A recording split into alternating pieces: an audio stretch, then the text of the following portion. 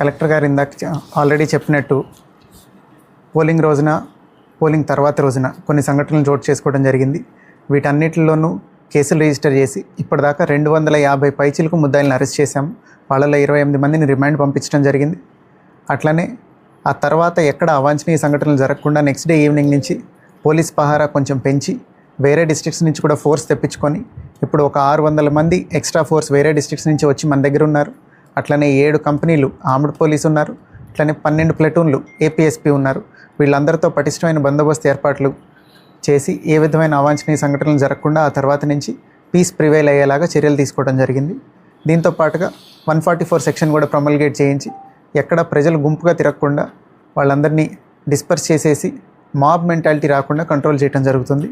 దీంతో పాటుగా ఎవరైతే మేజర్ రైటింగ్ కేసెస్లో ఇన్వాల్వ్ అయ్యారో నర్సరావుపేటలో జరిగిన దగ్గర కానీ కారంపూడిలో కానీ అట్లనే ఇంపార్టెంట్ కేసు ఈవీఎంలు డ్యామేజ్లో కానీ వీటిల్లో సత్వరమే చర్యలు తీసుకోవడానికి ఈవీఎంలు డ్యామేజ్ చేసిన కేసులో ఆల్రెడీ 5లో 4 కేసుల్లో అరెస్టులు అయిపోయి 5వ దానిలో కూడా ఇవాళ కంప్లీట్ చేస్తాము.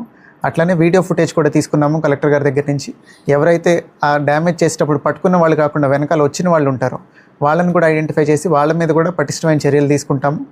అట్లనే ఎక్కడైతే చిన్న చిన్న ఇష్యూస్ జరగడానికి అవకాశం ఉందో ఇట్లాంటి విలేజెస్లో కార్డన్ అండ్ సెర్చ్ ఆపరేషన్లు నిర్వహించడం జరుగుతుంది. దానిలో భాగంగా ఇవాళ మాచవరం మండలంలో పిన్నెల్లి విలేజ్లో 2 ఇళ్లలో చిన్న చిన్న రాళ్ళు ఒక గుట్టగా పడేసి ఉండి అట్లనే పెట్రోల్ పోసున్న చిన్న చిన్న బాటిళ్ళు ఒత్తు పెట్టున్నవి సీజ్ చేయడం జరిగింది. అట్లనే సత్తెనపల్లి ఏరియాలో ఉన్న మాదాలలో కూడా ఒక ఇంట్లో ఇట్లాంటి పెట్రోల్ సీజ్ చేయడం జరిగింది. ఇట్లాంటి కాసు ఆపరేషన్లు అన్ని చోట్ల కంటిన్యూ చేస్తాము. ఏవైతే సమస్యాత్మకమైన గ్రామాలు ఉన్నాయో ముందు అవి ఫినిష్ చేసి ఆ తర్వాత ఇన్సిడెంట్స్కి అవకాశం ఉన్న చోట్ల అంతా జల్లెడ పట్టి ఇట్లాంటివి ఏవైనా ఉంటే ఐడెంటిఫై చేసి వాళ్ళ మీద చర్యలు తీసుకొని చట్టపరంగా వాళ్ళందరూ రిమాండ్కి వెళ్ళేలా చూడటం జరుగుతుంది. ఈ పీస్ ప్రివైల్ అవ్వడానికి ఏమేమి స్టెప్స్ కావాలో అన్నీ తీసుకోవడం జరుగుతుంది. రేంజ్ ఐజీ త్రిపాఠి సార్ కూడా ఇక్కడే ఉన్నారు. డీజీ సార్ కూడా క్లియర్ ఇన్స్ట్రక్షన్స్ ఇస్తున్నారు. ఏ రకమైన సపోర్ట్ కావాలన్నా ప్రొవైడ్ చేయడానికి కలెక్టర్ గారు కానీ పోలీస్ హెడ్ క్వార్టర్ కానీ అందరూ సహకరిస్తున్నారు.